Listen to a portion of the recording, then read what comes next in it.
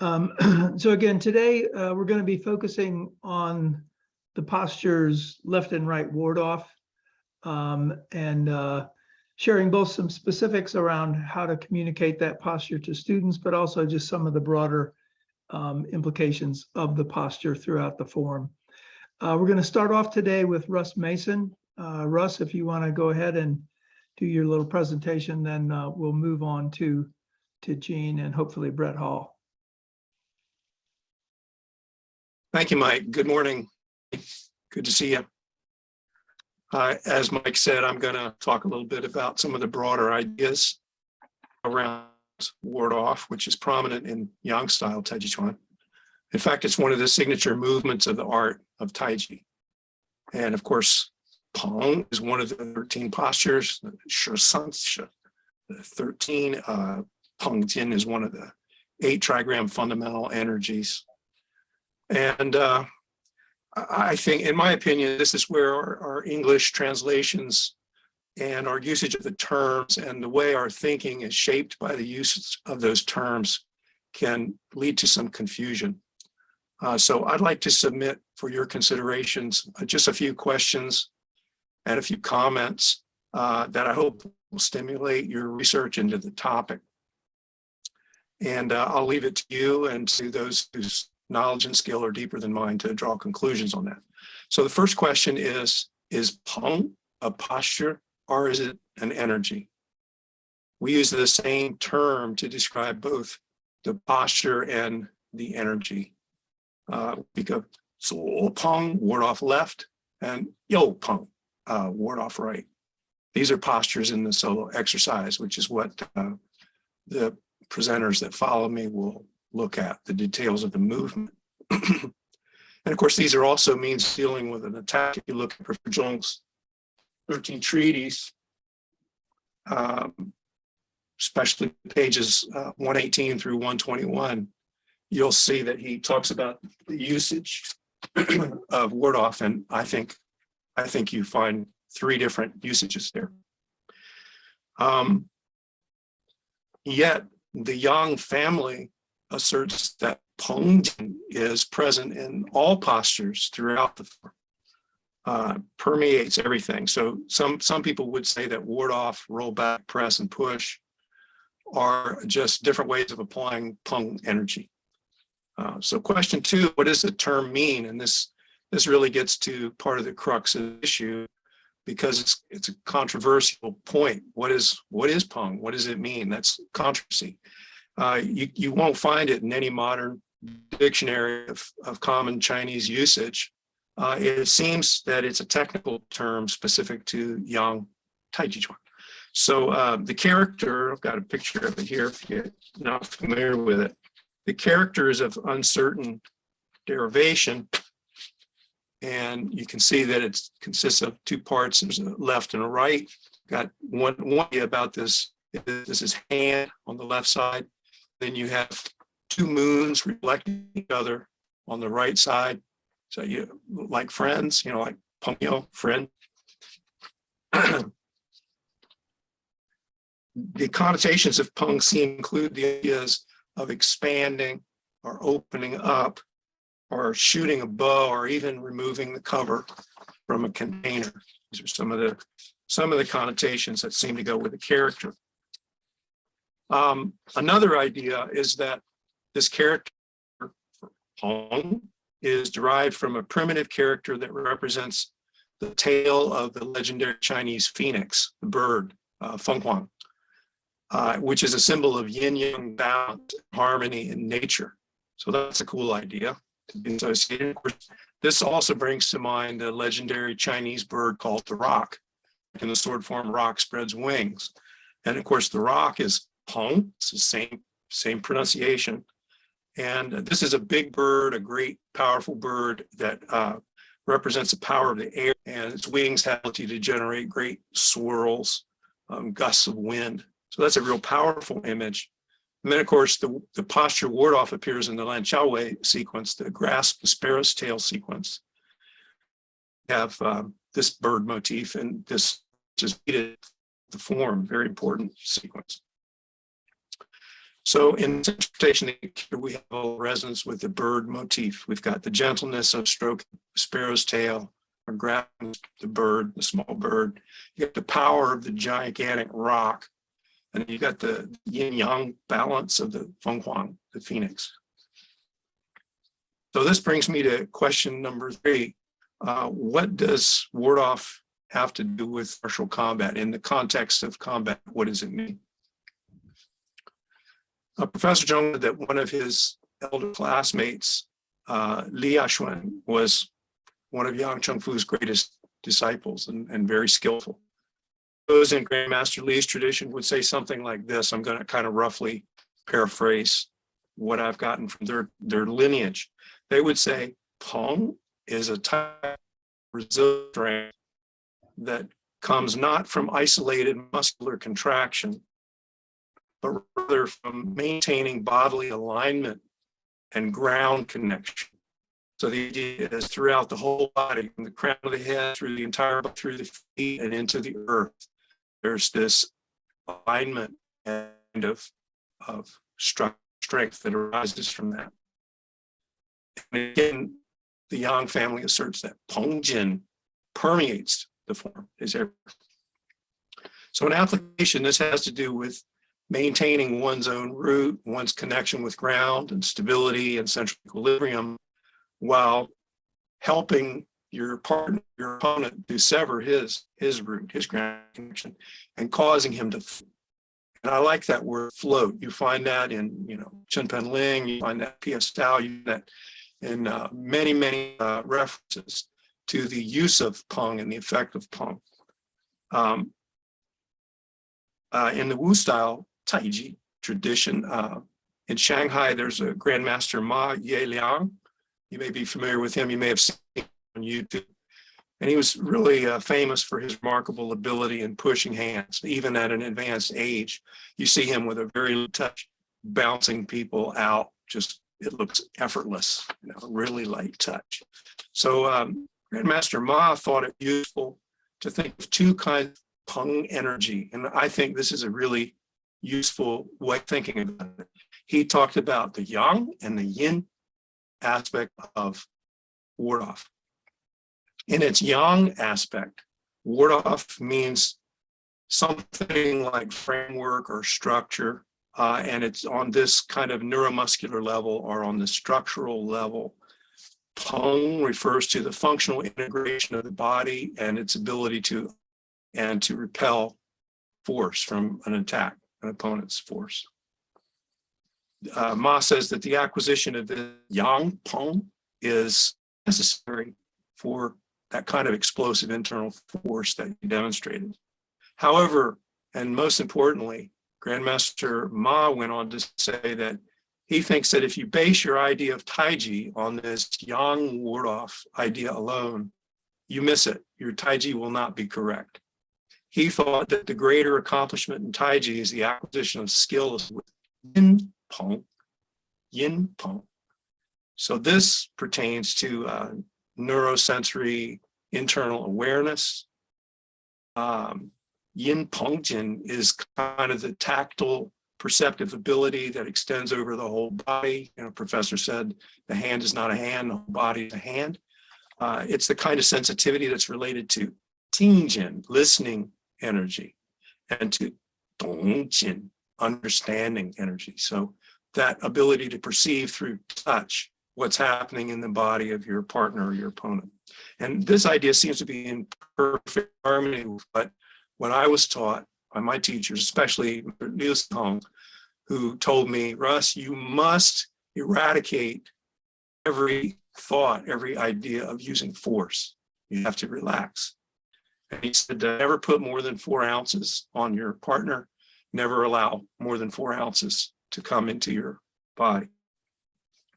So this brings us to question 4. When we're standing in the posture that we call ward off left in our form practice, which arm is the cross substantial arm? Left arm or the right arm? What do you think? We're holding this left arm out in front of us. Think of that as the ward off arm. but it's actually the right arm that is cross-substantial to the root, which is in your left foot, your front foot. This one is insubstantial, the one that we think of as ward off. So at this point, sequence of movements, in other words, once you've shifted into your left foot, you've shifted forward, then what we think of as the yang arm is insubstantial. Earlier in the transition, it's substantial.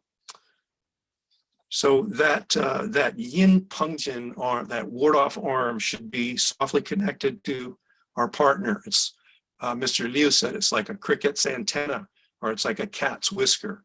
It's very soft. It is a listening device, the channel information to flow to you about your partner and their stance and their root and so forth. So in closing my little segment here, I'd like to share just a few thoughts and comments on teaching ward off. And the first one is, I think it's really important for us to be very clear about what kind of training it is that we are doing. What are you practicing? Are you practicing what Lindsay Williams would call posturing? In other words, are you holding a posture? Are you doing stake standing or holding a posture or checking and correcting your posture?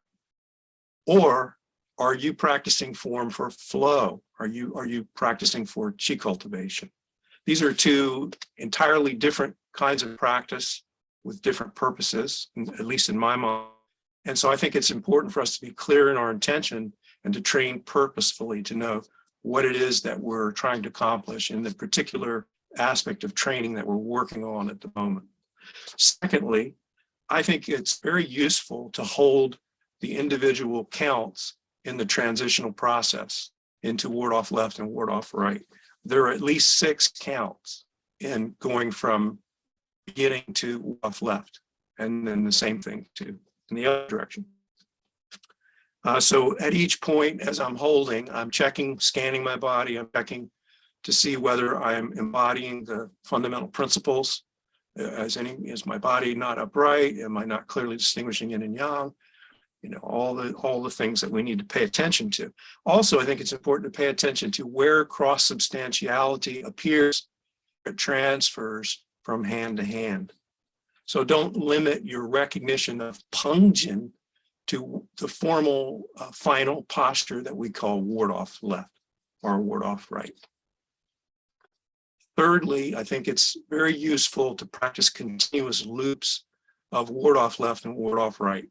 With Mr. Liu, we did this in what he called the triple form, and then in much more detail in Dragon Tiger and these 5 animals set. So use at least 6 counts. You can be even more particular, but at least 6 counts in the transitional movements. Again, I suggest you do it in 2 ways. One would be posturing and checking, and the other would be form for flow. So moving continuously without any nicks or pauses or stops or separations. And finally, I encourage everybody to take a look at Professor comment in 13 Treaties, and also, of course, in New Method of Self-Cultivation. Look at his critical explanation of the 70-30 stance. He gives this in my, let's see if I've got my, here's a page from the Chinese text, and you can see that in ward off left, gives this really critical explanation about the 70-30 posture and about that it's like planting straight down into the earth. Very, very important thing to consider. And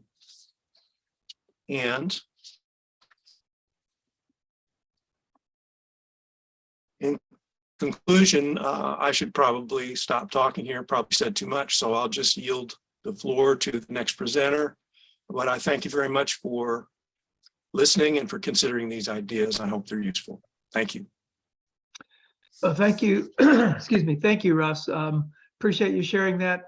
If we have some time later on, I'd like to come back to you and see if you might be willing to demonstrate those 6 checking points for people who might not be aware of exactly what you're referring to there.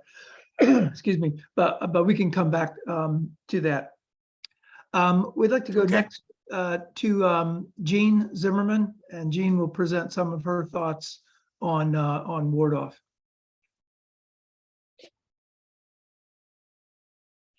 Um, Thank you, Russ. I always appreciate your depth of knowledge and historical research. It brings a richness to my practice that I might not otherwise have if I wasn't in contact with you so often. So I do appreciate that. As far as ward off left and ward off right in my practice and in my approach as a teacher, I feel about those postures as being foundational to everything that comes after. So in teaching them, introducing them to my beginner students, which I happen to be doing right at this moment,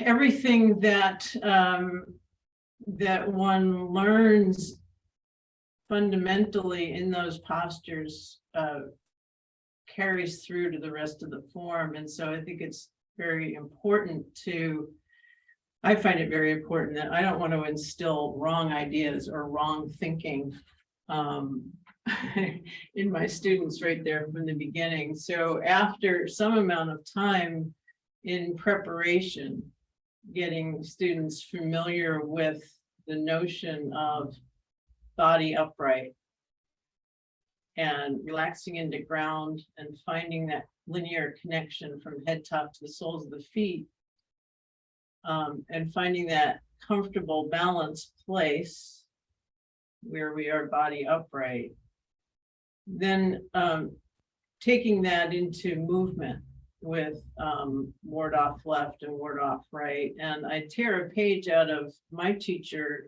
Maggie Newman's book on this. When I teach, I use a real economy of words.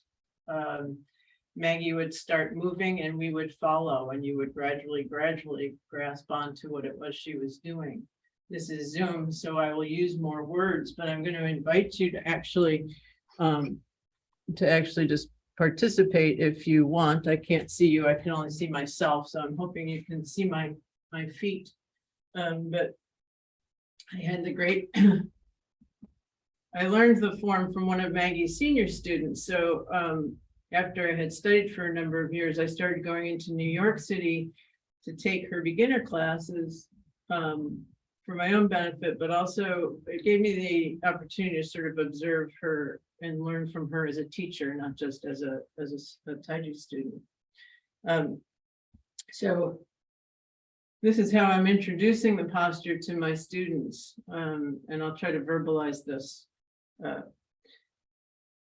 So I'm going to turn out my left heel, and as I put my weight into the left foot, turn out the right foot and form the ball. I'm sorry, talking, and I'm going to step and bring my feet together. Then I'm going to kick out the right foot, turn, step, change, change. So Russ, if you did your count there, that's going to be 6, a count of 6. So so there's no stress.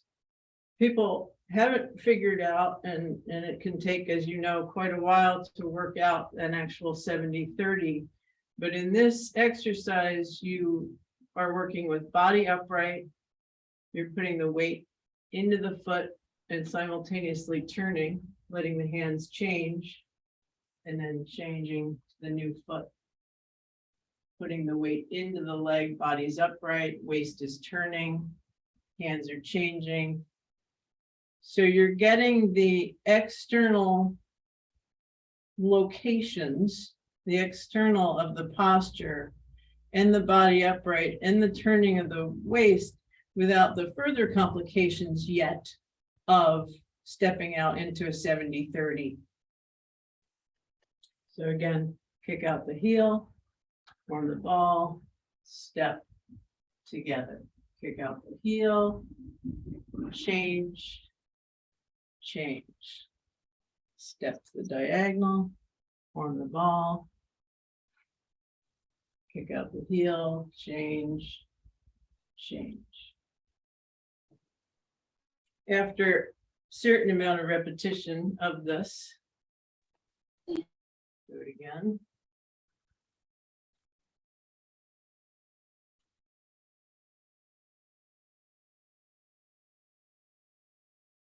So what I find for my students is that this starts to bring together the timing of the movement of the whole body rather than the parts. And the longer that we do this and the more in tune they get to pairing themselves with my movement, they're also developing listening skills, both internal and external. And I'm just sort of endlessly in awe of Maggie's teaching skills, these things that she tools that she used, and I'm thankful to have them in my toolbox. So of course, this is a progression, so that's where it starts. And all the while, there are other exercises that go along with this as students are gradually learning 70-30. They haven't gotten quite there yet, but still on straight legs, but removing the stepping. The next thing I generally do is get people to relax their weight into the left, turn the waist, turn on the heel, shift the weight. Again, release the left heel. So again, you're still on straight legs. Now you're going to start your turn. Let the turn send the left foot forward, turn in the back foot. Turn to the left, turn, let the waist turn, send the foot, turn in the back foot.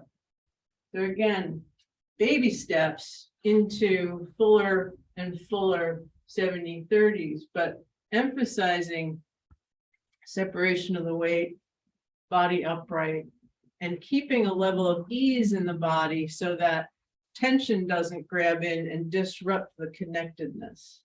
And so I'm building to fuller and fuller.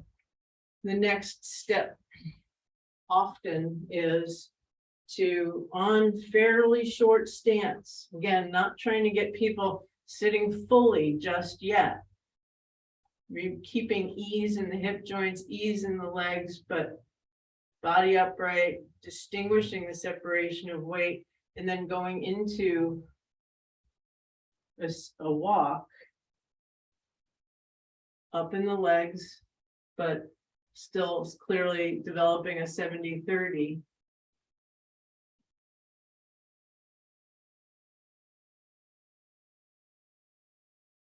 Coordinating from center, from the movement of center, the attachment of the arms, the timing, body upright, releasing into ground, connection to the root, all the movement coming from center. Do a lot of walks, This one is fundamental. Lots of others that come into play. So then from there, of course, we progress into the more fullness of the form. And along with this, there would be other exercises going on in the class that are helping people sort out how to work more fully in their legs and get into a 70-30. But as that happens, then we gradually get fuller in the form, emphasizing again, body upright, moving from center, and having the turning of the waist, releasing into ground, the whole body moving together. And then in my corrections class, I've got people, everybody's different. Everybody is different. Everybody is there for different reasons, different goals, different durations of time, different skill levels. So one of the things that that I hold high is the sense of really, Maggie used to talk about setting it in motion and sticking with it. And so bringing to people as they're working on this, bringing them to a place where they're being aware of releasing into ground, and that first movement is not the arms. The first movement is not doing externally. The first movement is releasing, setting it in motion, sticking, listening, and following what you have set in motion. And so that is the progression that I go through from day one to whenever, with myself and with my students. And for me, in my personal practice right now, that sense of releasing and getting everything moving together, what interests me the most and what I find fascinating is this, that when you get that flicker of actually remaining body upright, releasing and moving from center, there is this quality of everything moving together and revolving around center, rooted in the ground, but revolving around center. And that quality of being able to work with these two postures back and forth and staying with that. And so this exercise that Russ talked about, that Mr. Liu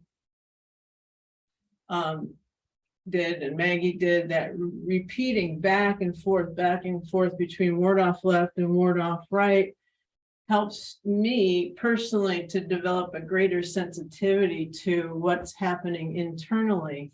And then that sensitivity carries forward through the rest of the form. So in a nutshell, that's me. That's it. Great. No, thank you. Thank you so much, Jean. That's very, very clear. The progression that you take your students through and makes a lot of sense in that way. Redmond, did we ever get Brett on? I didn't notice his name in the list. Yeah, I think he is on under James Hall. Brett, if you don't mind unmuting yourself, I can spotlight you.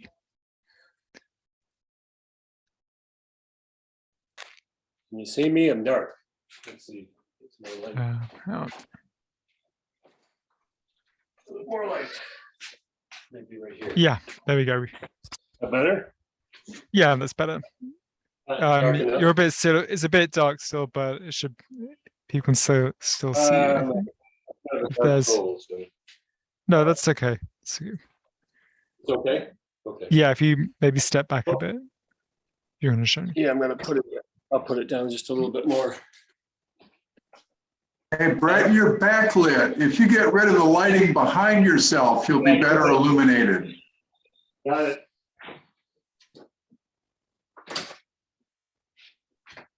There we go. Thanks for that.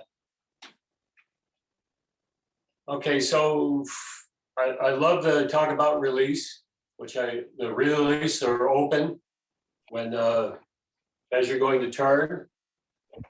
But I also think about as I'm practicing is I don't think about turning.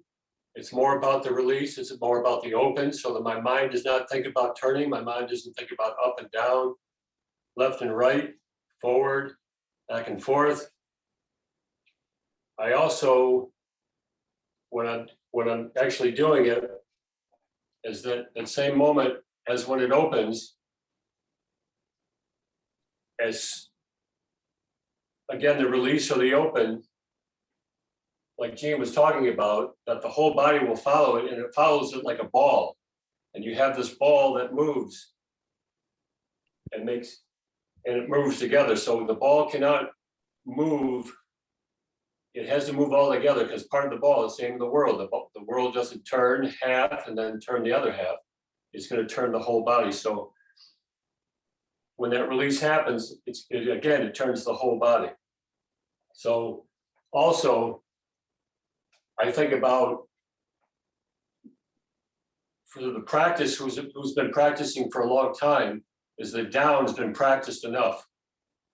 Is that the up needs to be practiced in my idea or my thoughts is that the up is sometimes neglected because you want to create yourself a 3D image. You want to become that ball. And the ball has a down and it also has an up. So if the mind, what happens is gravity is going to take you down. But there's a buoyancy in the earth that lifts you up. So that turns you into it creates neutrality. Once you have neutrality, then you can float on the surface of the ground. So it doesn't feel like energetically it's going down and also energetically it's going up. So you're in the middle. So you movement in the middle and then you have freedom of movement. Once you have freedom of movement, everything works together when you make the movement. So I'll demonstrate it.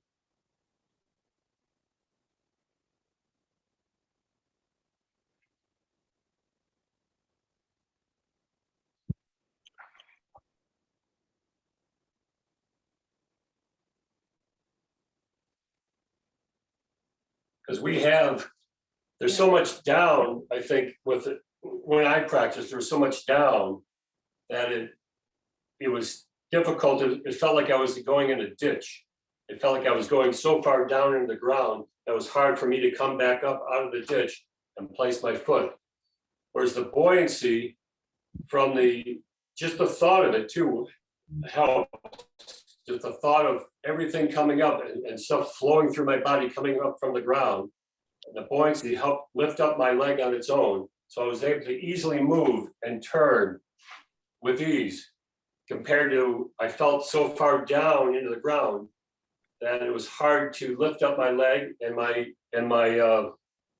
hips would be turned just a tad one way or the other. So in this way, the hips stay even because again, I'm going to go back to the buoyancy, feeling of buoyancy like you're in water, and it keeps the hips level.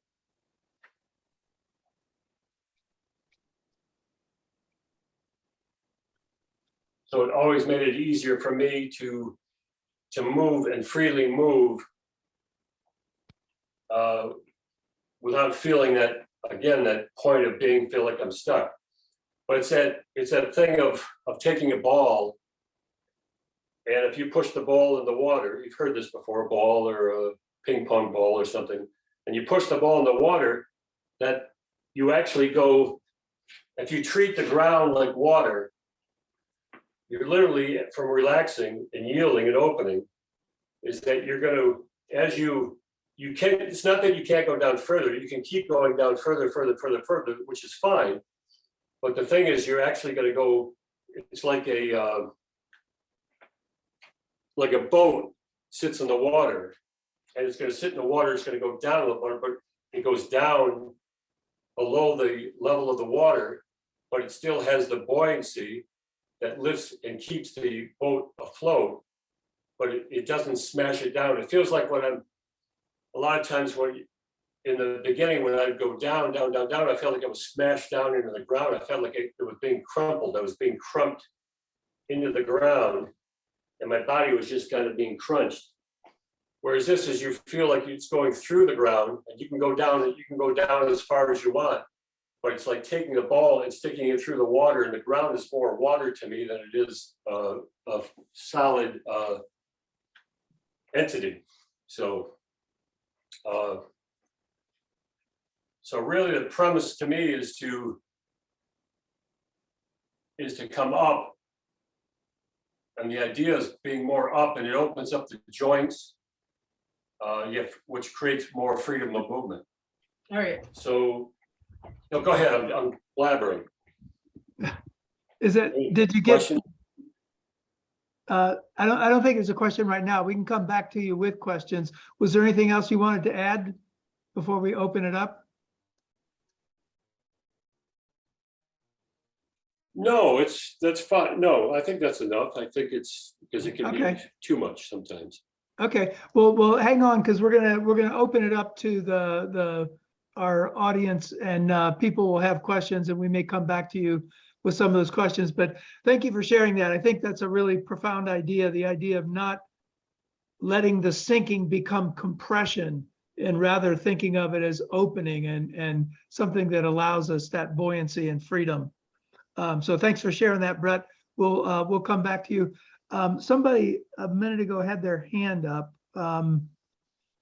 We'll just open it up. Anybody have any questions for any of our presenters? Or thoughts of your own that you want to share on the posture? Yeah, I'd like to see the 6 points demonstration that you mentioned. Okay, we'll come back to that. I'm going to ask people not to just shout it out, but I'm going to try and take people in order here. So we'll get to Russ and have him demonstrate those in just a moment. Sheila, you have your hand up. Do you want to go ahead and share something or ask a question? Yeah, just a couple other thoughts on the character of Peng. It is a technical term in Tai Chi, but there is my teacher, Tony Ho, has an old, very extensive Chinese dictionary, and the character of Peng actually appears in that. And the definition in that dictionary is the cover of a quiver. Cover of a quiver? Yeah, a quiver of arrows, a cover Yeah, that yeah. goes on that, keep the water off, and kind of like that particular definition because it suggests one of the aspects of Peng is you cover the opponent's arrow so his power can't get to you. So I think that's kind of a nice one. Yeah. And the traditional, the two hands moon that talks about connection. Apparently, and I can't read Chinese, but I'm told there are two characters that to my ears sound exactly like Peng. And in addition to the Peng that we're talking about, there's another word of Peng, and that character has the idea of connection. So the cover of the quiver is kind of the idea of contact. The other Peng is the idea of connection. And it was many years before I realized that Tony was using two different words. It wasn't until a native Chinese speaker came into the class and it came out that there's these two words, because sometimes you talking about contact, sometimes about connection, two different ideas. Right. Yeah. And Brett mentioned the idea of water, and the classic, the Song of Peng, is a useful one because it emphasizes that idea of it's like water supporting a boat, which I think is another helpful idea out of the classics. Great. Thanks for sharing that, Lee. Bob Goodwin, you want to go ahead? Yes, sir. Can you hear me? Yes. Okay, good. Thank you, presenters. I appreciate everything everyone's saying. I have a question for Russ. And Russ, you always enlighten me with your knowledge and history. But you mentioned, I thought something was very important, and that is understanding energy. I think we're all working on that. And I was wondering if you would expand a little more on understanding energy through Peng or through anything. Okay, thank you. Well, this is all theoretical, Bob. Yeah. Yeah, because Tingjin, the listening energy, is the thing that we all are working on. That we work on that in our solo practice. We work on that when we're doing form in a group of people, And then really when you have a partner and you cross hands with a partner, then you're really working on your tactile sensitivity, your listening ability. You want to stick and follow. And the only way I can follow my partner is if I can hear what he's doing. And the only way I can exploit the deficiencies in his posture is if I can detect them. And I do that through that tactile sensitivity. So that's the listening energy. We're all working on that all the time. My understanding from the classic writings and from what teachers have said is that Dongjin means the comprehension, the understanding of energy. It's like when your listening ability has reached a high level and you touch your opponent and you know everything about your opponent and they don't know anything about you. That is where the Dongjin is happening. And so we've all had that experience. You touch, Mr. Ben Low or Mr. Liu Sihong or Mr. Robert Smith, or when I cross swords with Maggie Newman, she knows, she's like x-rayed me from the top of my head. Everything's open to her and I can't tell where she is at all, And so her level of understanding energy is greatly exceeds mine. So this is a function of level. Whenever we play with a partner, your ability to hear and to understand, to apply the energy, it depends on your relative levels. If you have experience and you play with a beginner, then you can tell them, hey, you're stuck in the corner here, and the person might say, what? They're not even aware that they're stuck, but they're stuck, and you probably know how they're stuck and what they need to relax to get unstuck. Why is that? It's because I understand them better than they do because of our relative levels. But as soon as I turn around and cross arms with my teacher, I don't know what's going on. All I feel is disoriented, like my root has been severed and I'm floating, and then I'm flying. So that's about all I think I can productively say to that, but I'd love to hear what you have to say about it, Mr. Goodwin. I'm glad you mentioned Maggie. When I visited sometime in the 90s, I had a sword question kind of mini class with her. And originally it started with Mr. Van Sickle, and he said, oh no, sword, go see Maggie. And so we started talking, but there was a class going on. And so we went out into a hallway and she started talking. And then she said, give me your sword fingers. And so we touched fingers and we started fencing in the hallway. And I absolutely knew exactly where I was. And I wrote about 3 pages about that class because it was so enlightening. But I ended with saying I was steel and she was smoke. And that was the best way to explain it. And yes, it's the same thing with Uncle Lou, Lo Lao Sure, Mr. Smith, Maggie too. They just weren't there. And a lot of senior students as well. So, but thank you again for bringing all this up, Russ. Good to see you. My pleasure. Good to see you. Russ, while I've got you on, would you mind just demonstrating those 6 steps that you were referring to in the transition?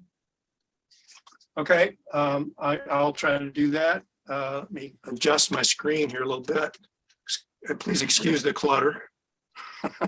And really- Liam and Stanley, I'll get to you in just a second. I just want to get this out of the way with Russ while I've got him here. I've got a very, very small space here, so I'm trying to fit in. Okay, so we've done our beginning posture. And the first count is to release everything into the root in the left foot. 100-0. So the right foot is completely floating and empty because of the sinking through the left. And that's good to hold. One of the teachers I worked with in Taiwan wouldn't let you move, actually from heels together. When you make the first sink into the right foot, 100-0, he wouldn't let you move from here and even put your foot out until you could stand for at least 3 minutes with all the principles intact on one foot. So it's the same thing here. First count is releasing into ground and sinking everything, balancing, finding central equilibrium on this so that your right foot is floating, not relying on it at all. Second count then is to open the waist toward the right, toward the east. And concomitant with that, of course, the arms swing up. And so you could think of this, the right hand is a substantial hand because your root's still in the left. And I think it's important to stop at the second count and hold that as a standing posture so that we don't get into the habit of blending these together, of turning before we've sunk the root or of falling into the right foot. So actually, beginning students, I think it's really important to separate these out as first count. Second count, I'm still 100-0 sitting on the left side. Shifting the root, turning the root into the right foot, under the right foot. And depending on how much flexibility in your inner thigh, you may or may not be able to face due east while your left foot is still flat on the floor. As soon as you release the heel, you should be facing the east, cardinal direction. So that's 100-0 right there. So that's the third one. I release again, soften the quad. So there's a small beginning of a turn that sends the left foot out like a surfer riding a wave. That left foot goes with that tiny little release of the waist, goes out to where it's going to be 70-30 shoulder width, but there's no weight there. It's empty. 4, 5, you begin to transfer your root from your right to your left. While you're here on your right foot, you have a cross-substantial ward-off arm. Your left arm has pungent. It has ward-off energy, cross-substantial. Foot goes out here and touches, no weight.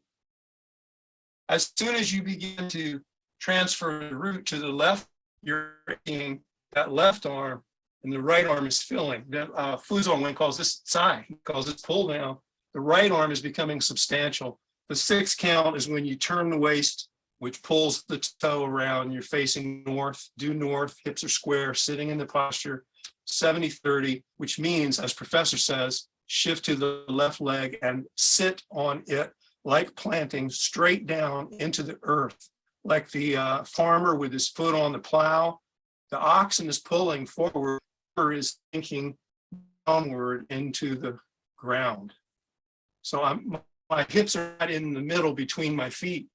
I'm sitting on the left leg and depending on it. It feels like 100-0, but I can't pick up the right foot. Mr. Liu would said 70-30 feels like 100-0. You're totally committed to sit on the front leg, but you can't pick up your back foot. You have to shift more to get that back foot to float. So that's a 6 count. It's the same thing going the other way. You've got 1, 2, 3 foot. I like to include this one for sink. Relax the foot down onto the floor as you begin to shift. Arm comes up, 5, and then 6. Turn to face east. You can find more points, but I love this idea that Lindsay Williams presented many, many years ago in a workshop, and I thought, man, that's good. He put points on a whiteboard. And he said, these points are like the postures. And when we're in those official, quote, postures, then we really think about all the fundamental principles. And is it correct? Are the alignments right? But he says we kind of go to sleep in the transitions. So your attention, your consciousness droops way down, and then it comes up again bright in the next posture. So he said, well, what we need to do now is between beginning and ward off left, we've got at least 6 points of transition. So you should have the same awareness, the same quality of consciousness at each of the 6 points that you have in the main posture. So instead of your mind going to sleep and waking up, you get here, it should be 1, 2, 3, 4, 5, 6. And then we strive to make it the same quality of mind all the way through Changchuan, long river, no breaks, separations, no stops or starts, same quality of mind constantly. And Peng energy manifesting somewhere, constantly. Mr. Liu would always say, zhish pong, you know, we're doing this. He says, okay, here's pong, roll back. We call this pong back. He said, yeah, you got cross substantial ward off here. This is pong. You go back here. Now here, you just pong, cross substantial pong, right arm, left leg. And here, cross substantial pong. And then we call this press. So, lots and lots of things to think about, but those are the basic 6 counts that I would use. Great, great. Thanks for putting that out and sharing the specifics on that, Russ. Liam, go ahead, Liam.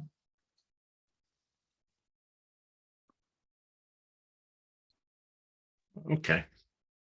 I'm not going to say anything about, oh, here we go. I'm not going to say anything about Pongjing, or at least not directly. I want to point out that studying with Professor didn't go to any great lengths to teach us the fine sequence of arriving at a particular position.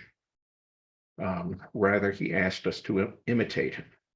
We followed him, and where there was a mistake that was sufficiently gross, he would come over, he would correct us. He would put us in the right position, or as he went through, he would pay attention to us and make sure that we were following his sequence correctly. So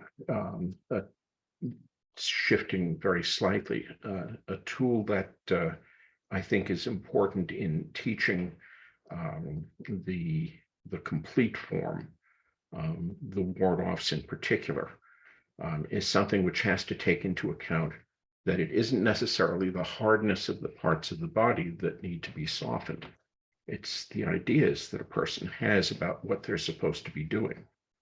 And that the more you complicate those ideas or build those ideas up, the more they're doing here and the less they're actually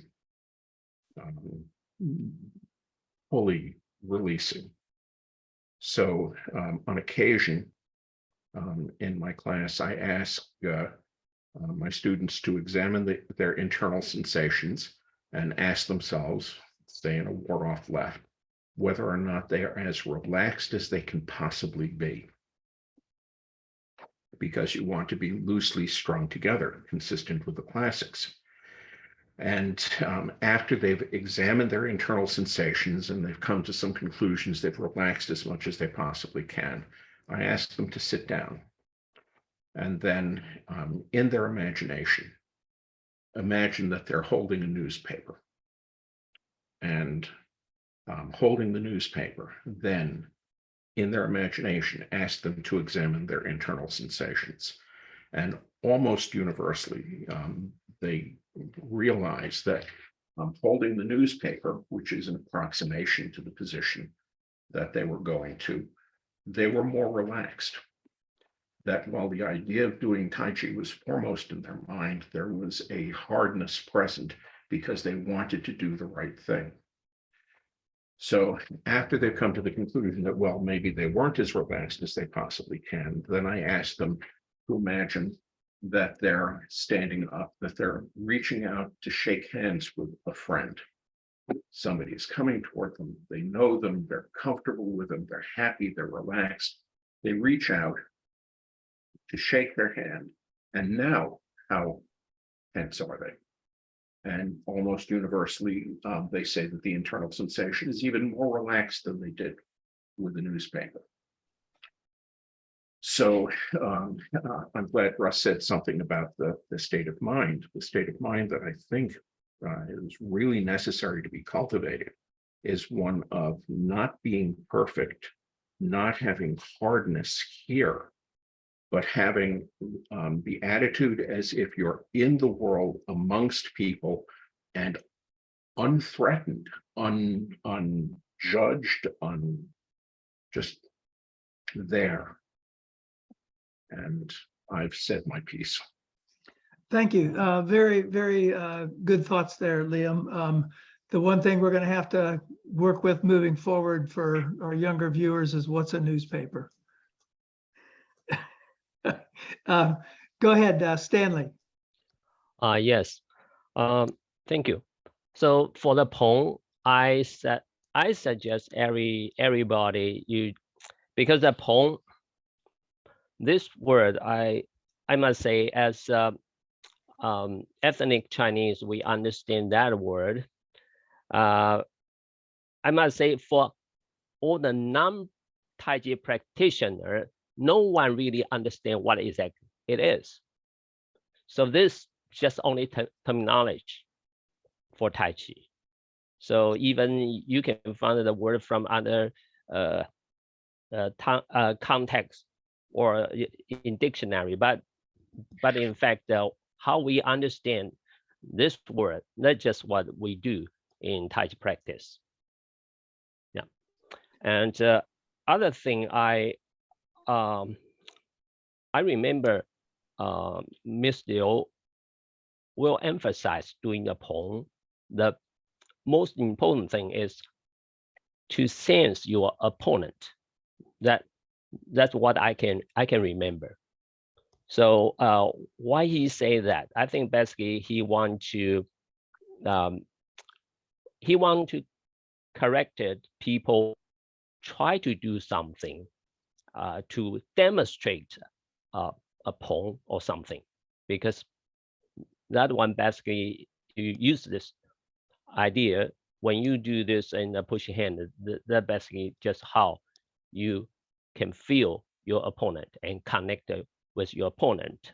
And the purpose just follow the principle, giving up yourself and follow your opponent. That's what I can remember. Okay, great. Thank you. Thanks for sharing that, Stanley. Carl, is that you, Carl? Yeah, Carl, go ahead. You've got your hand up. I had to leave the meeting for a few minutes because somebody came to the door. So this may have been covered in the discussion of up and down.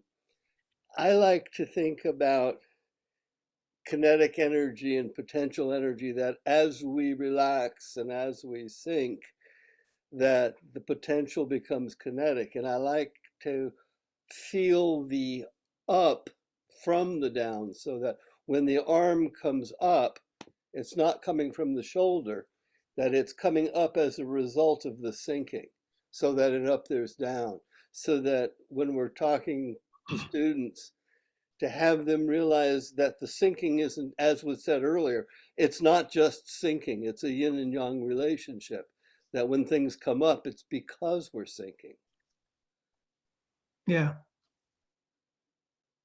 Is that it? What? Did you have anything else you wanted to add to that? No. Okay, great. Yeah, no, I think getting back to what Brett was talking about, the thinking of the dynamic of the up and down is very different than just thinking of the down. And I think one of the things Brett was alluding to is that if you get too focused on the down, on just the sink, it becomes compression. And what we're really trying to do is create that buoyancy, that freedom, so that the up and the down. And I think there's something in physics, some of you out there who know physics, the ground reaction force, that when we send a force into the ground, that the ground has to push up with an equal and opposite force. So that openness is really a vertical exchange that's moving in both directions. So thanks for sharing that, Carl. Appreciate it. Anybody else? Other comments or thoughts on this? David, go ahead. I think of the notion of the exercise ball that many people sit on, and how when you sit on it, you have to think of yourself as the ball. And so Pung it expands in all directions. It presses into the ground as a force comes down on it. It expands to the side, and it also expands up to counter the force. And it's that hydrostatic pressure that I think of as, what's pushing back. It's not a muscular thing. It's that response that comes like when you squeeze an exercise ball. Yeah. And- So. Yeah, no, I think that, again, getting back to that up and down, that the connection to the ground is coming up through the top of the head, and from between the shoulder blades, as we lengthen the spine and let that sacrum tailbone really connect through the foot to the ground, there's that openness in the back that gives us that expansion out through the hand. So it really is sort of going back to what Russ was talking about in the beginning, the two aspects of it, one being that sense of fullness, of expansiveness that we have with the Pung energy. But then also within that is having that sensitivity. So it's not just that expansion, but at the edges of that expansion, we're really feeling and sensitive and listening with that tactile awareness. So yeah, great. Well, and one more point before we go on. So when that expansion in your body, it's also your ribs opening up out. So your body, it's your whole body, your trunk expands too. So, and contracts and expands. So that's part of the what I think of as the Pung reaction. So. No, good point. And I think, again, Brett was sort of talking about that in his sense of the freedom of movement and the buoyancy. And I think that relates into the breathing, that for our ribs to really have that softness allows the breath to move easily and freely. It's not labored, it's not directed. It's just a very natural breathing process. Great. Got just a couple more minutes here. Any Daniel? Yeah. Always like to hear from you. Go ahead. Thank you. I really enjoyed the presentations. Thank you. I think this Pung move, from the way I understand it, Pung has the idea of rising or floating, this buoyancy inherent in it, as opposed to say An, which is generally a sinking energy. So I think that is a very important part.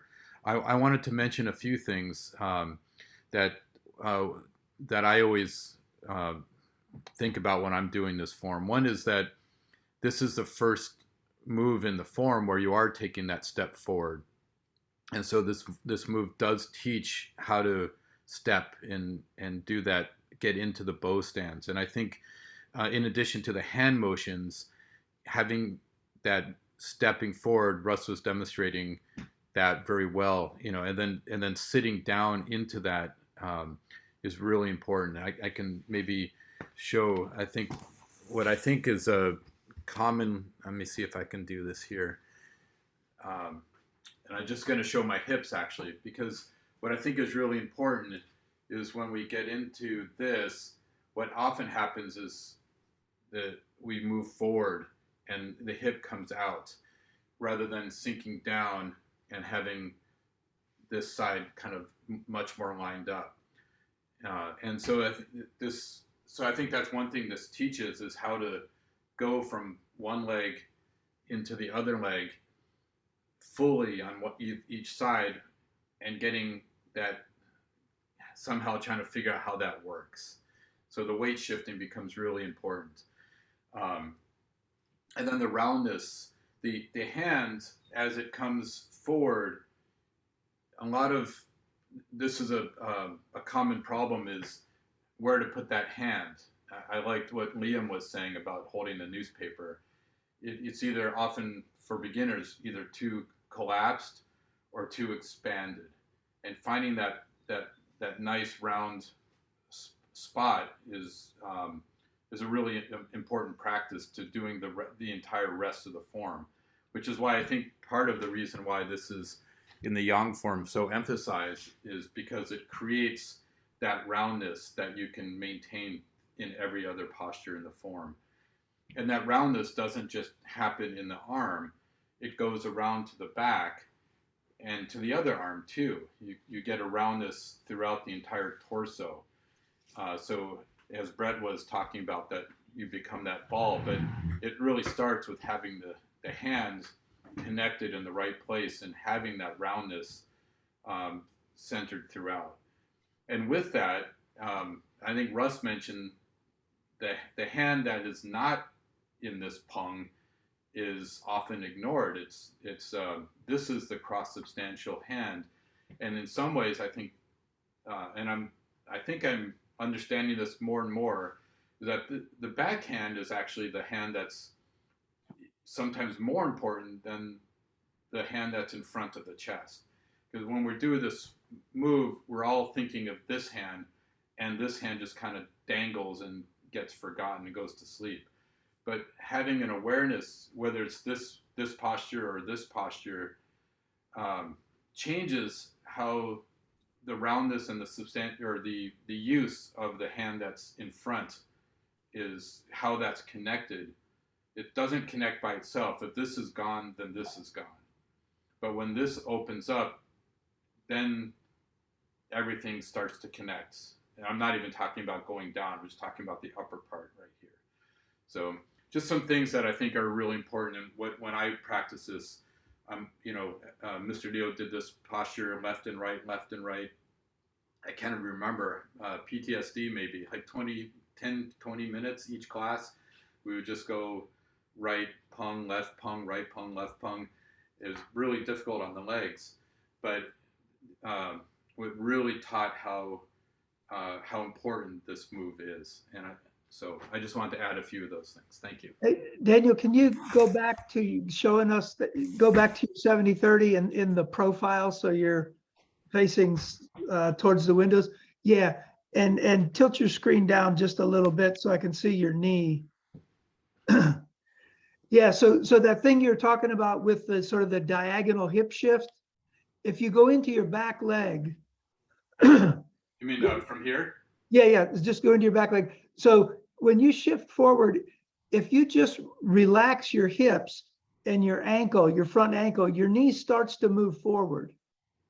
And that's one of the ways that I avoid that diagonal hip shift, is instead of a lateral movement, which is taking that hip on the diagonal, if you just relax your hips, your front knee bends and your front knee starts to move in the direction of your foot. So you get a forward movement from a vertical release. And then if you just follow that, you completely avoid that diagonal push with the hips. Yeah. I think one of the key is that in all of these push hand sequence moves, I think what is tempting to do is to try to, it doesn't matter the hands, is to try to go forward into it. Exactly. But if you just release and go down, you're already there. It just you're not, happened. the actual center is not moving that much one way or the other, but the weight shifts a lot, but the body isn't moving as much. Yeah, great. Okay. Yeah, thank you. Yep. We're just about out of time. One of the things I wanted to just mention briefly is that as we get into this this fall session and on in through the winter, to just really encourage people who don't speak up to go ahead and take a shot. Doesn't have to be anything profound, maybe just a reaction to something that you've heard said. But we really want to hear from a diversity of voices. And I know there's people that are more confident and more comfortable both in sharing their opinions and in just reacting to things. And we welcome that. But I really want those of you who come to the forum, who listen, who get something out of it, to try and share a little bit of what your experience is, because there's all different levels of people that are on this forum, and your ability to articulate from your point of practice is going to speak to other people as well. So just a thought to pass on is, as we move through and you get more comfortable with the forum, with the audience, with who the people are, with this being a safe space to speak up in, to just encourage people to do that, because we really do want to hear from as many people as possible. And a wide range of experience levels and practices. Yeah, Bob, we'll close up with you. Go ahead. Thank you. Russ, I didn't want you to think I was avoiding your question about my, we all have lack of skill in listening energy. One of the things I have, one of the problems I have out here where I am, I have no one to really push with. And one of the things I've always done, and I suggest to especially beginners, new students, is I've always found someone better than me to work with. That's how I've learned. And so now, you know, when you do acquire some skill, those people are fewer and fewer to find. And so actually being able to get feedback is difficult, and I'm always looking for feedback. So thank everybody today, and thank you, Mike, you know, Redmond and Barry as well. Yeah, Thank you, Bob. And it's a problem I don't have, is finding people more skilled than me. Like to thank you all for coming today. Redmond and I really appreciate your continued support for the forum, and most especially the generous gift of the time, energy, and the experience that our presenters are willing to share. That's what really makes the forum work, and it's what allows us to continue to grow in our understanding of the Tai Chi lineage that's been passed down to us through Professor Cheng-Min Ching. We're grateful and honored to be part of that tradition. Look forward to seeing you next time, which will be in a couple of weeks, October 2nd. We do not have a, a firm topic there yet. Redmond will be sending out a newsletter with it, but we look forward to seeing you then, and hopefully from hearing from just a couple new voices in addition to all our regular ones. So thanks again, take care, be safe, and we'll see you in a couple of weeks.